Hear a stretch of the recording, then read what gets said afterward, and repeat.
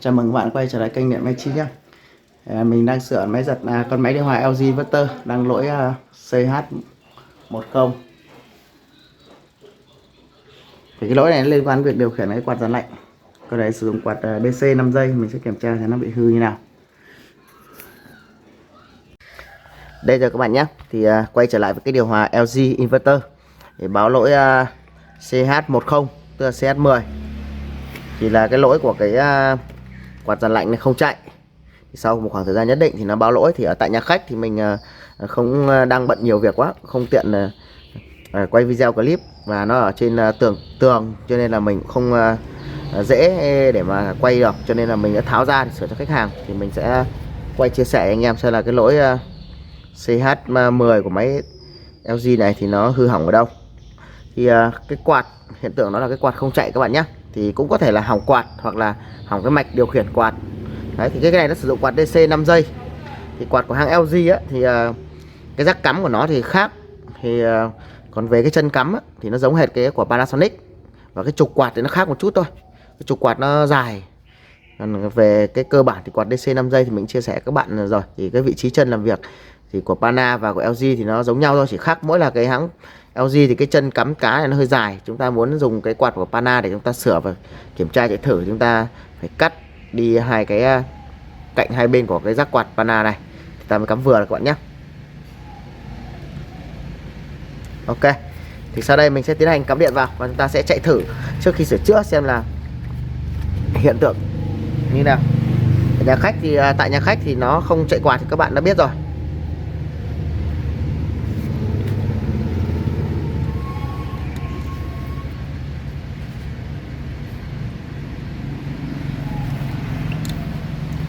Rồi thì mình sẽ cấp điện đó.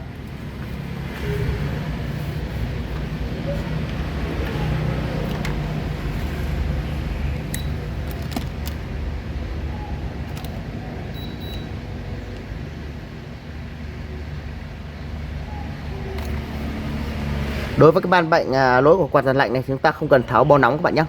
Ta chỉ cần nguyên bo giặt lạnh là được rồi, là ta sẽ sửa được. Đấy, tốc độ quạt là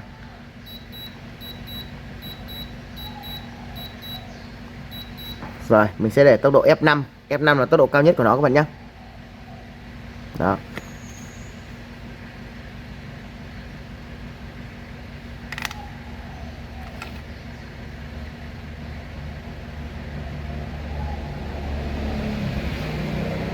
Quạt giặt lạnh không chạy.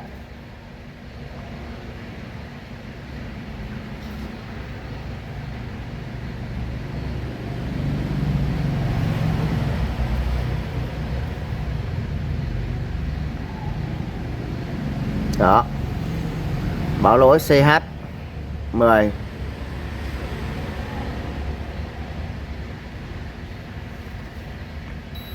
Rồi, thế thì để mà sửa cái ban bệnh này thì chúng ta sẽ cần phải kiểm tra các cái điều kiện làm việc của cái quạt DC 5 giây này. Ta xem là nó đã đủ điều kiện chưa. Nếu đủ điều kiện rồi mà cái quạt không chạy thì là hư quạt. Còn nếu mà không đủ điều kiện, các cái tín hiệu ở các chân này mà nó không đủ điều kiện để cho nó làm việc thì là hư hỏng cái phần mạch điều khiển các bạn nhé. Thế thì khi mà chúng ta tháo ra sửa chữa này thì đương nhiên là chúng ta phải có một cái quạt đang chạy tốt chúng ta mới sửa được. Thế còn về nguyên tắc là chúng ta sẽ kiểm tra, nếu mà cái điều kiện ở cái chân 5 chân này của nó mà không đáp ứng được thì là hỏng mạch điện. Còn nếu mà điều kiện đã đáp ứng đủ mà quạt không chạy là hỏng quạt các bạn nhé.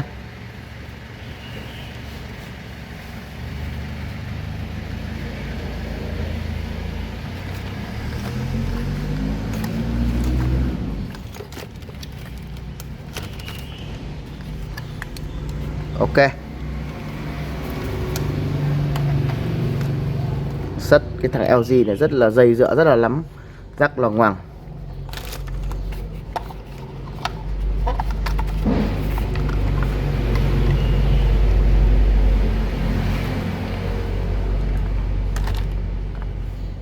Rồi, đầu tiên mình cũng sẽ cắm điện vào.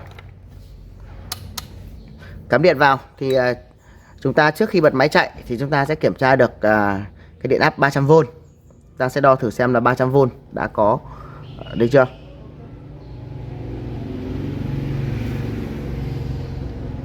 Rồi, đã có 300V. Để kiểm tra các điều kiện còn lại thì chúng ta phải bật máy lên. Rồi chúng ta sẽ đo chân 15V là lệnh bật quạt này. Chân 15V chúng ta đo được khoảng 8V nào.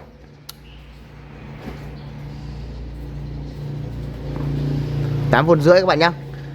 Rồi chúng ta sẽ đo cho mình chân lệnh bật quạt thôi.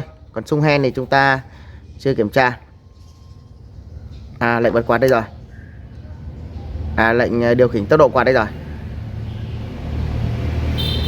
Ok. Xung hen thì chúng ta chưa cần kiểm tra. Ở cái chân xung hen là dây màu xanh thì chúng ta không cần kiểm tra các bạn nhé. Đây. Đấy, xung hen này, xung hen là dây màu xanh thì chúng ta không cần kiểm tra.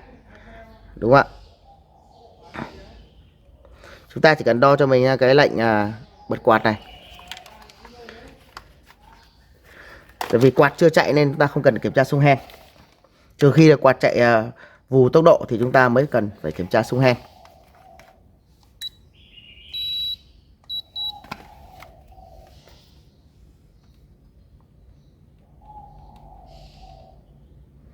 Đó, các bạn thấy là cái lệnh thay đổi tốc độ là nó vẫn đang có đúng không ạ? Nó đang tăng dần. Khi mà nó thấy quạt không chạy, xung hen không thay đổi thì nó sẽ tăng dần cái lệnh điều chỉnh tốc độ quạt. Sau khoảng 1 cho đến 3 lần tăng thì nó không nhận được tín hiệu từ xung hen phản hồi thì nó sẽ báo lỗi là quạt không chạy. Rồi ok đúng không ạ? Rồi, thế thì hiện nguyên nhân ở đây chúng ta sau khi kiểm tra đo đếm như này chúng ta phát hiện ra nguyên nhân ở đâu chưa ạ? Đó là chính là cái chân dây trắng lệnh bật quạt của chúng ta đáng lẽ phải có 15V. Nhưng tại sao nó chỉ còn có 8V thôi? Và nếu như chúng ta rút cái giác quạt này ra thì chúng ta đo lại xem nó như nào. Chúng ta rút giác quạt ra thì chúng ta đo nó lại có khoảng 14V. Đó. Như vậy là khi chúng ta cắm quạt vào thì nó lại bị tô ráp. Mà quạt này là quạt mình dùng để sửa chữa cho nên chắc chắn là không hỏng được rồi. Còn quạt nhà khách thì đương nhiên là mình nghĩ là cũng không hỏng được. Tại vì chúng ta thấy là cái điều kiện ở nam chân nó đang gặp vấn đề. Sơ đồ thì hiện tại thì mình cũng không vẽ ra nữa. Vì cái sơ đồ này thì mình chia sẻ khá là nhiều video rồi.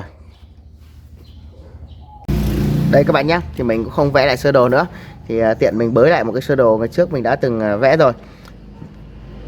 Thì vị trí dây thì nó cũng tương tự. Dây đỏ là cấp nguồn 300V, dây đen là GND. GND này là GND của 300V các bạn nhé. Dây trắng, chúng ta đo GND với dây trắng là phải có 15V khi mà bật máy lên. Và dây vàng là lệnh điều chỉnh tốc độ thì nó phải thay đổi từ 0 đến 6,5V đến 7,5V cũng tùy luôn các bạn nhé. Dây xanh là chân xung hen. Thế thì đối với quạt Pana này và quạt LG này thì cái dây xanh vàng người ta đổi chỗ cho nhau các bạn nhé. Còn đây là sơ đồ của dây Daikin.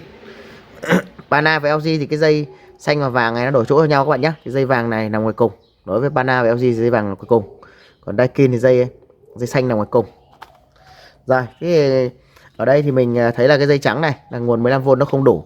Chính vì nó không đủ 15V khi cắm quạt vào cho nên là cái mạch driver trong này nó không đủ nguồn cung cấp để điều khiển cái khối IC công suất bên trong này làm việc. Bây giờ các bạn nhé, thì mình lần sơ qua thì mình sẽ chia sẻ với các bạn là cái mạch điều khiển cái cấp nguồn 15V của cái LG này thì nó cũng khá là đơn giản thôi. Thì từ cái biến áp nguồn thì nó sẽ có một cái nguồn 15V được sinh ra từ biến áp thì đi qua diode nắn thì nó sẽ được lọc bởi một con tụ hóa 35V 220mA, rồi sau đó nó đi qua một cái con điện trở 56 ohm. Con điện trở này tương đương như điện trở cầu trì và cấp thẳng vào cái chân dây màu trắng, dây 15V để cấp vào trong cái khối driver, nuôi khối driver bên trong cái bo công suất nằm bên trong cái quạt này. Thế thì quá trình lần mạch thì mình cũng đo luôn là mình thấy là nó bị đứt con điện trở 56 ohm này. Thì khi mà bị đứt con điện trở 56 ohm này thì chúng ta phải kiểm tra xem là cái quạt, khả năng là cái mạch driver bên trong quạt nó bị xảy ra chạm trập dẫn đến nó phải đứt con cầu trì này các bạn nhé, và phá hỏng cái phần điều khiển.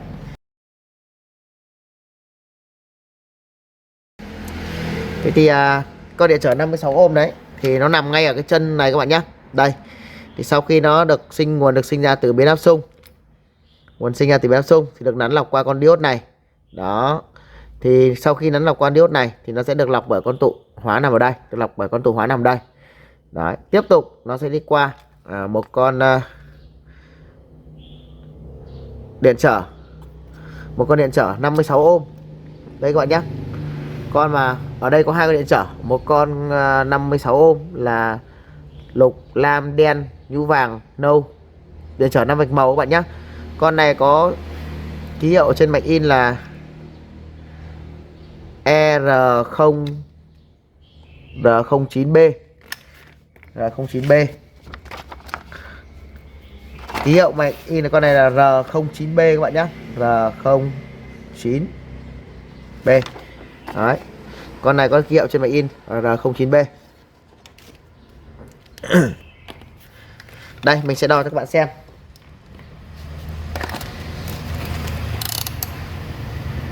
Điện trở 5 vạch màu có giá trị là 56 ohm. Đấy các bạn thấy không? Chúng ta đo thang X1 không lên này, X10. Đấy, X10 nó cũng lên. Như vậy là nó có thể là bị tăng trị số thôi chứ nó không phải đứt. Tuy nhiên con điện trở này chỉ có giá trị khoảng 5,6 ohm, tương đương như một cái điện trở cầu chì dùng để bảo vệ khi mà nó bị xảy ra chạm trập. Như vậy con điện trở này xảy ra hư hỏng thì chúng ta cần phải kiểm tra cái chân đó.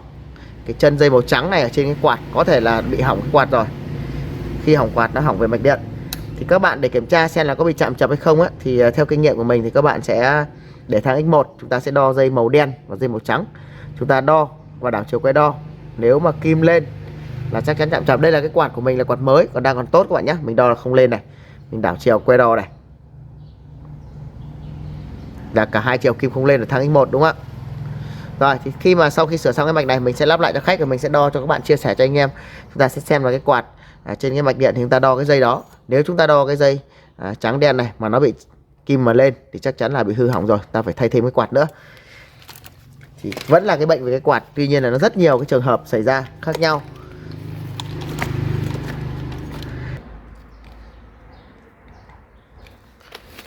Rồi, ok. Khi mà nó xảy ra đứt con trở cầu chì cũng giống như các bạn sửa tủ lạnh ấy, khi mà xảy ra đứt con điện trở bảo vệ ở bên trong ngăn đông thì chúng ta không thể chủ quan được, chúng ta phải kiểm tra vì sao nó lại bị xảy ra bị đứt. Thì có thể là nó bị hư hỏng cái khối driver bên trong dẫn đến là nó bị đấy, máy chạy luôn à. Rồi các bạn thấy là cái quạt không chạy đúng không ạ? Quạt không chạy các bạn nhé. Thì đây mình sẽ sử dụng một cái mình dùng cái bóng đèn đi, dùng bóng đèn cho an toàn. Mình sẽ dùng một cái bóng đèn mình hay thử mạch này, chúng ta sẽ đấu tắt con điện trở đó thông qua một cái bóng đèn. Các bạn có thể lấy màu dây cũng được. Thực ra còn khi mà cái mạch cái quạt chúng ta tốt thì các bạn có thể lấy màu dây.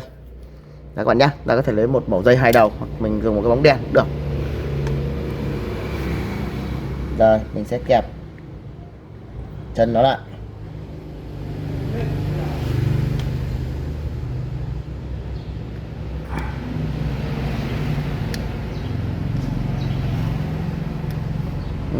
Chân con điện trở nhỏ quá, chân con điện trở khá là nhỏ cho nên là rất là khó cắm các bạn nhé. Mình sẽ dùng cái kẹp này kẹp vậy. Đấy các bạn này, mình chưa kịp kẹp thì nó là báo lỗi CH10 rồi. Rồi mình sẽ tắt máy đi và bật lại này. Rồi mình sẽ kẹp chân, đấu tắt chân con điện trở.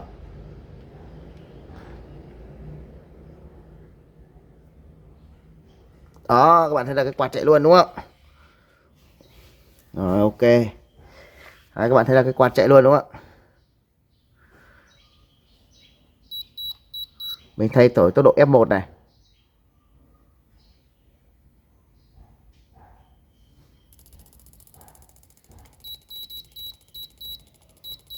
F5 để chúng ta xem là nó tít lên như nào.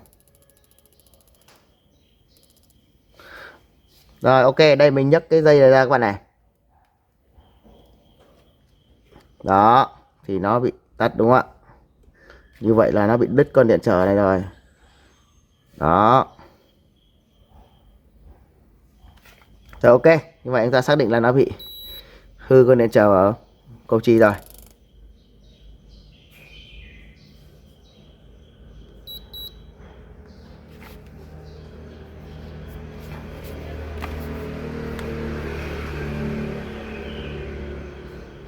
Rồi ok, chạy ngon lành.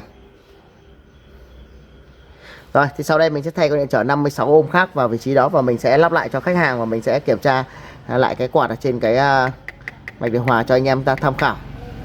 đa dạng các trường hợp hỏng liên quan đến quạt DC 5 giây.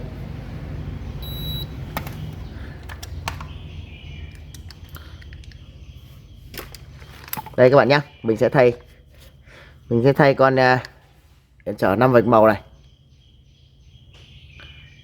Đấy các bạn nhìn màu nó chưa ạ? Lục, lam, đen, nhũ vàng, nâu đúng không ạ? Như vậy là 560,1, tức là 56 ohm. Đây các bạn nhé, linh kiện vẫn nguyên zin. Linh kiện vẫn nguyên zin đúng không ạ?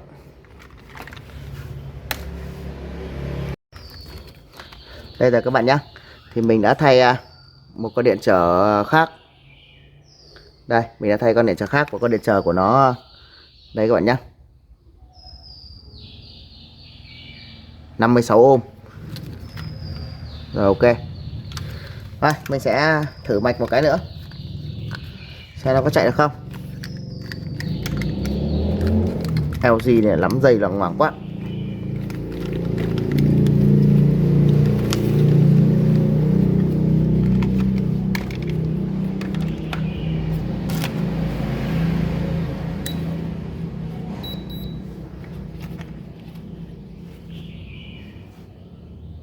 Mình chờ rồi. Đó, quạt chạy ok luôn đúng không ạ? Rồi mình sẽ đo cho các bạn xem để con điện trở này nó đứt hay là nó tăng chỉ số. Đây chúng ta đo x1 là kim không lên đúng không ạ? Mình sẽ tăng x10 này. X10 lên, như vậy là nó bị tăng chỉ số chứ không phải nó đứt đâu các bạn nhé. Rồi mình sẽ nào đo x10 là chúng ta khoảng gần lên khoảng tầm 90, tức là khoảng tầm 900 ohm, lên khoảng 1k các bạn nhé. Như vậy lên khoảng 1k chúng ta sẽ chuẩn kim cho nó khoảng, rồi đo thang 100 đi.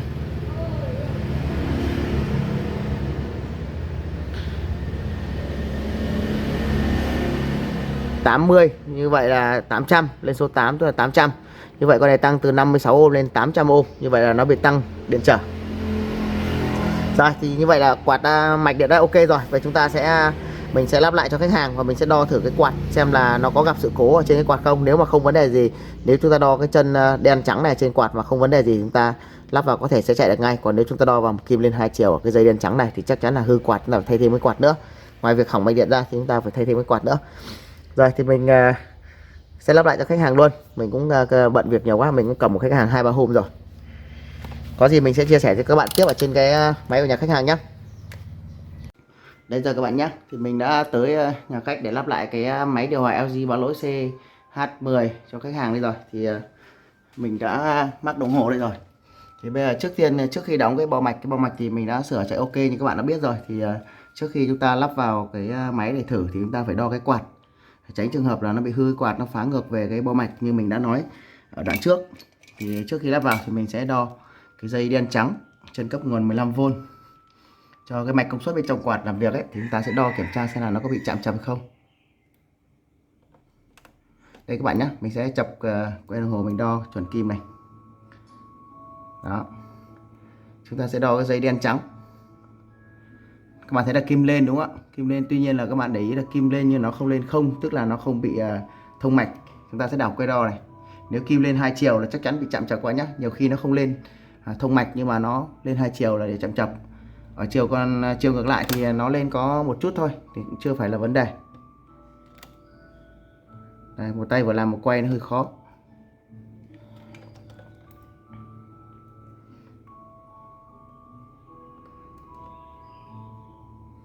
Đấy các bạn nhé, ở chiều ngược lại thì nó lên có một chút thôi, tức là một chiều lên, một chiều lên một chút thì gọi là một chiều lên, một chiều không lên. Rồi như vậy thì chưa thể kết luận là nó bị chạm chập bên trong đâu các bạn nhé. Nếu kim lên hai chiều thì chúng ta kết luận là cái quạt này bị chập cái mạch driver ở bên trong, thì bắt buộc là chúng ta phải thay thêm cái quạt nữa. Tuy nhiên trường hợp này thì chưa chắc, thì nó mới chỉ lên một tí xíu ở chiều ngược lại thôi, thì chúng ta cứ cắm mạch vào thử.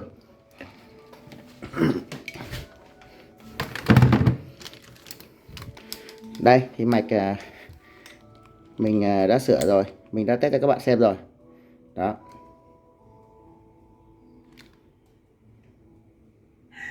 Rồi sau đây mình sẽ lắp lại lên trên máy và chúng ta sẽ thử xem là nó có chạy được cái quạt hay không. Bây giờ các bạn nhé, thì mình đã lắp bao mạch vào, mình đã kết nối điện rồi, thì mình sẽ bật máy chạy thử lên.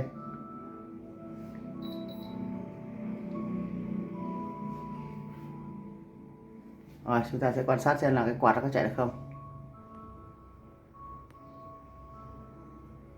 Ok, quạt đã chạy các bạn nhé. Rồi ok, như vậy là quạt đã chạy được thì chúng ta sẽ thay đổi cái tốc độ quạt.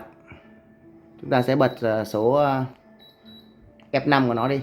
Rồi chúng ta bật F5, tốc độ cao nhất.